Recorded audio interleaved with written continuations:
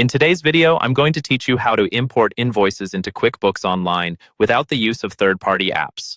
First, make sure you're signed in to your QuickBooks Online account and that you're on the main dashboard. At the top right of the screen, look for the gear icon, which is your settings menu. Go ahead and click that. In the menu that opens, find the section labeled Tools, and under that, select Import Data. This is where QuickBooks lets you bring in different types of information from files instead of entering everything manually. On the Import Data page, you'll see several options for what you can bring in. For this process, choose Invoices.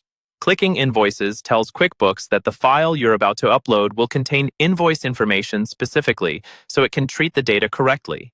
Before you upload anything, you'll want to make sure your file is in the right format. QuickBooks makes this easier by giving you a template. Look for the option that says Download a sample CSV.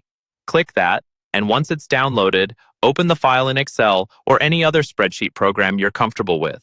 This sample file shows you the exact column headers and structure that QuickBooks expects. Now, it's time to prepare your own CSV file. Use the sample as your guide. Carefully enter your invoice details in the corresponding columns, such as customer name, item, quantity, rate, date, and invoice number. Take your time here. Matching the headers and using consistent spelling for customer names and products or services will save you from errors later. It also helps if your customer list and product or service list are already set up in QuickBooks Online. If they're not, you can usually check an option during the import to allow QuickBooks to create new customers as it finds them in your file. One important note: importing invoices that include sales tax can be tricky because there are some limitations with direct imports. Depending on your setup, you may need specific tax configurations, and in some cases, users rely on external tools to handle complex tax imports.